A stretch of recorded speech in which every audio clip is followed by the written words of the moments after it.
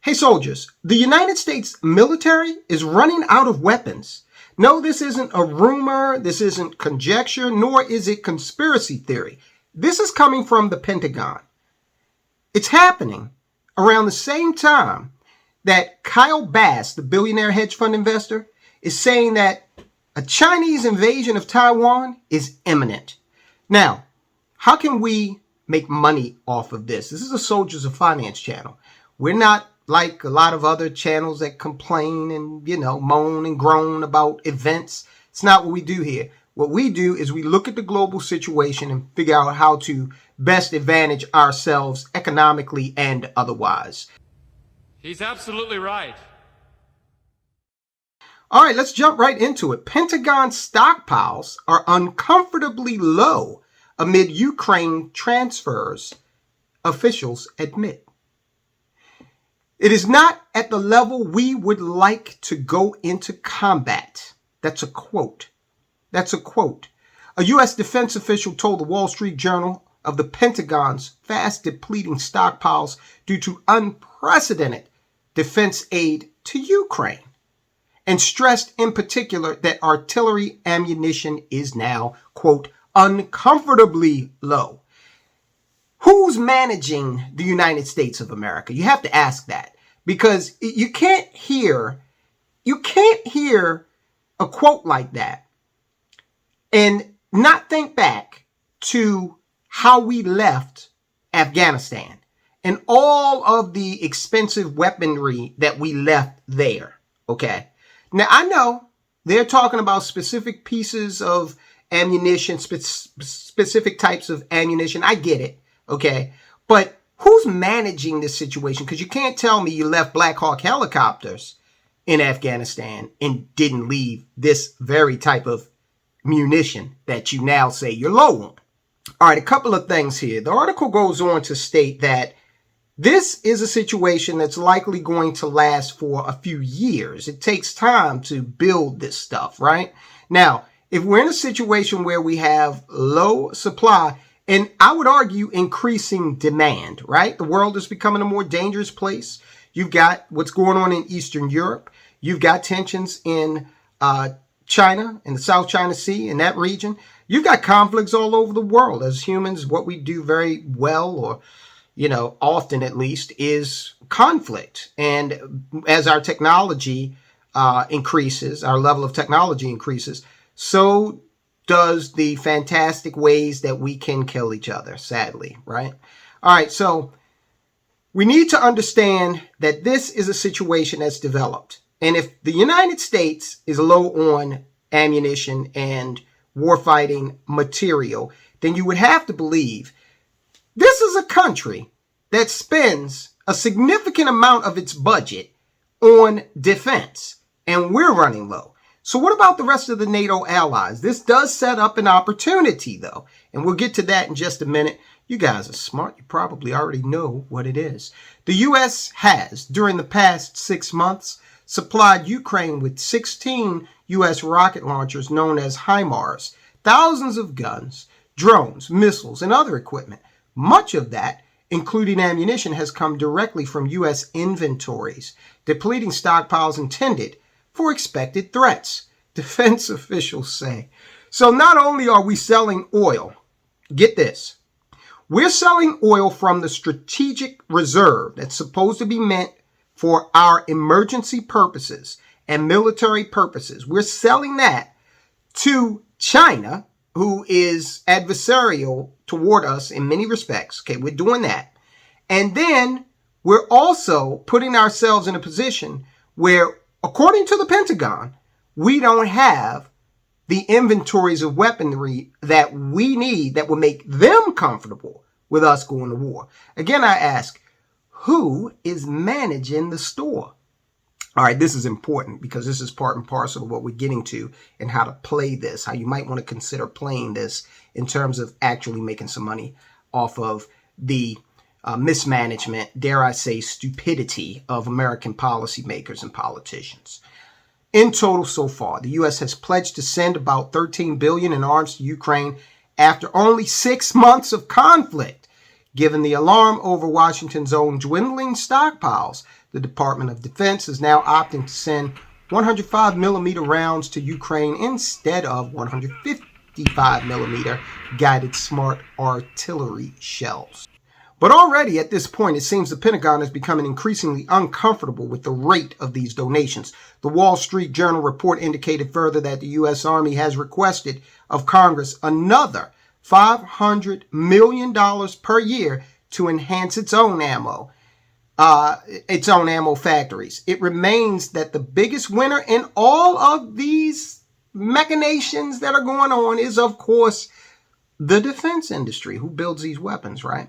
So that's the investment play. Now, I have been talking about that, from time to time here on the channel, not telling you what to invest in, because quite frankly, I understand that some people have a moral objection to investing in companies that build weapons. Hey, I get it. All right.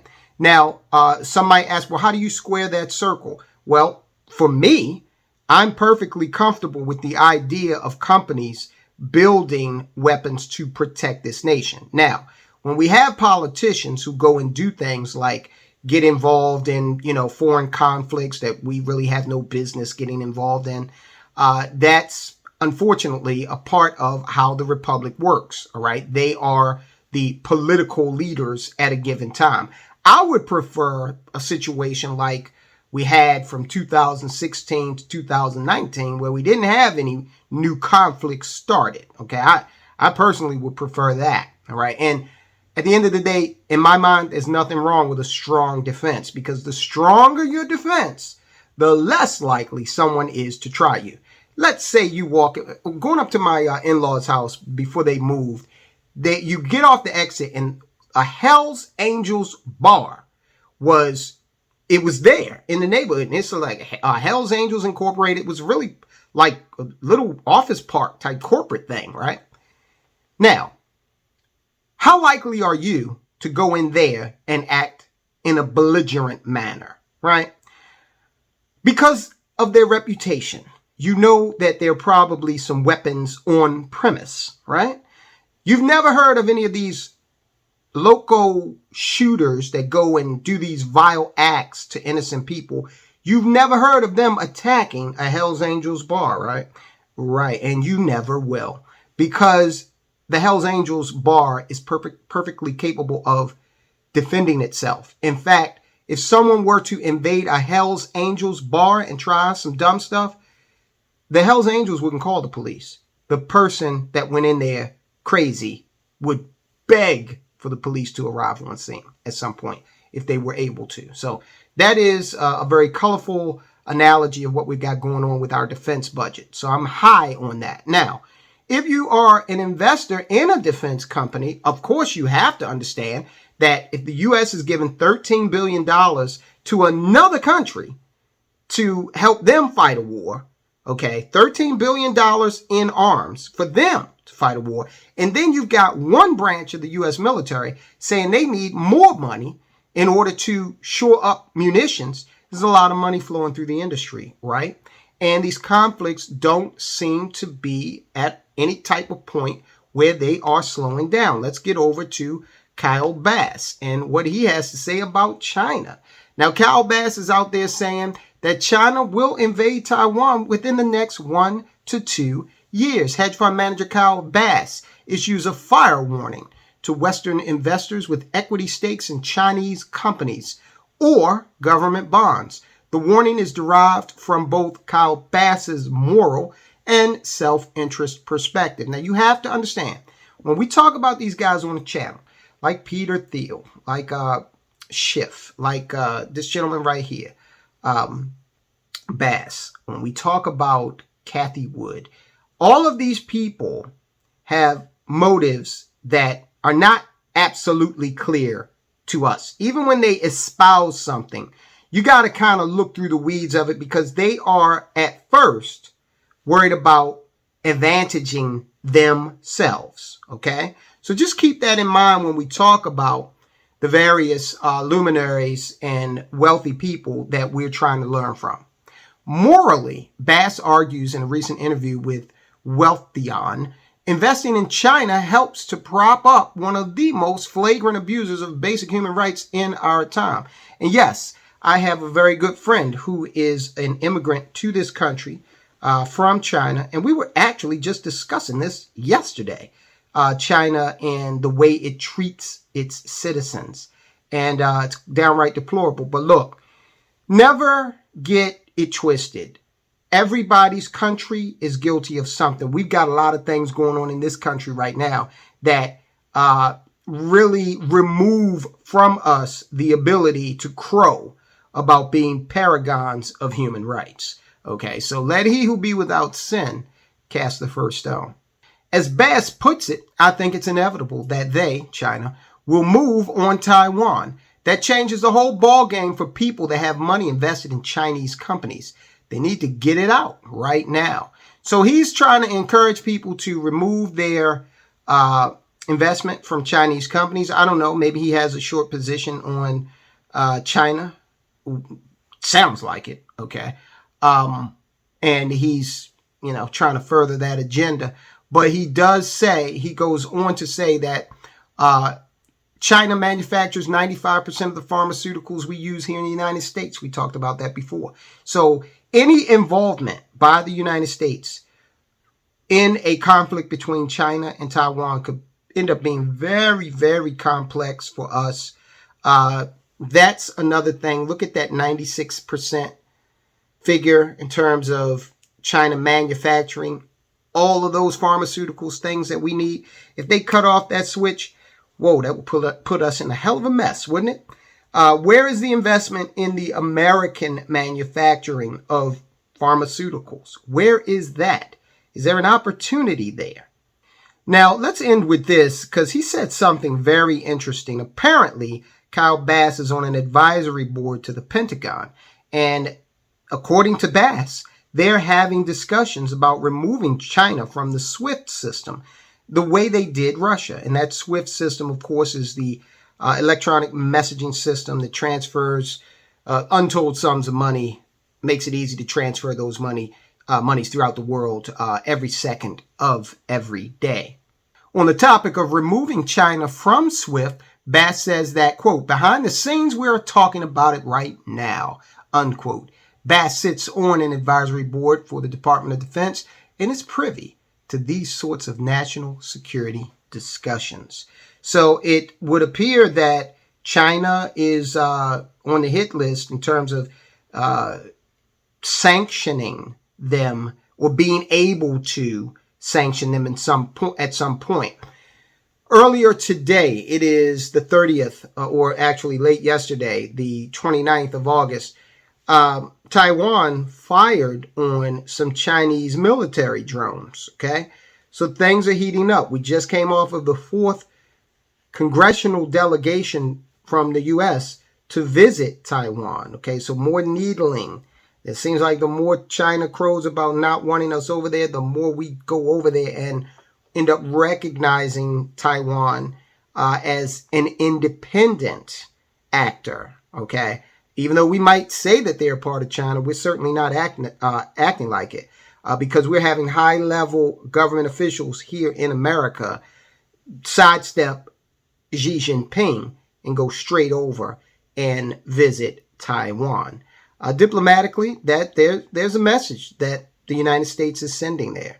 So I think that these tensions will definitely continue the environment that we had back in the Cold War. We're in another Cold War. America loved the Cold War because there was a lot of defense spending. Reagan outspent the Soviets and it broke them, okay? And I think that we're in that mode again. So on the one hand, we've got dwindling supplies of munitions and equipment that we've got to replace. On the other hand, we very well could be gearing up for some kind of conflict in the South Pacific with China. Either way, the defense companies win, right? Now, you got to figure out which defense company, or even if maybe you're not even interested in that, but you've got to, of course, do your due diligence, right? Here's a chart of the top 100 defense contractors for 2022 thus far. I will take a look at this. I'll link to it so you can peruse it at your leisure. Also, even in a challenging period, publicly traded defense stocks thrive. Revenues for Defense News Top 100 list increased by 7.9%, rising to $595 billion. The benchmark SPADE Defense Index gained 6.6% for the year. We're talking about 2021. But on the whole, 2021 was a volatile year for publicly traded companies. 2021 ended up, the S&P 500 at least, about 25%. So it was, as Frank Sinatra would say, a very good year. The defense contractors did well, and so far, they're in the green, the big ones anyway, are in the green thus far this year. So if that's an area that interests you, we've got to look at some aspects of our world today and figure out how we advantage ourselves economically and otherwise. We've got to own, okay, because the power structure really doesn't want us to. We've got to own. And for my money right now, I like several defense companies. I'm not going to mention names. And the reason I'm not going to do that, I have in the past, but I'm not going to do that because I don't want to influence you. Just go ahead and study some of these companies if you're interested. The world is becoming a very dangerous place day by day. And sadly, this is a sector that profits from that. That's the reality, guys. Okay? So go ahead and watch this video. It's about a technique that Peter Thiel used to actually make billions of dollars tax-free. And guess what? Now, you can use that technique too. Now, look, on the video that we did originally on Peter Thiel, we got a lot of kickback. I can't make $1 billion because I didn't have, I don't care, okay? Do what you can do. This is not about you being Peter Thiel. This is about you studying the techniques of someone who's successful and applying, seeing if you can apply that same technique at your level, okay? I would love to have basketball lessons with Michael Jordan. I'm never going to be an NBA star, but I might be a little bit better than I am now. That's the goal, people. Do what you can. So watch the video, and I will talk to you soon.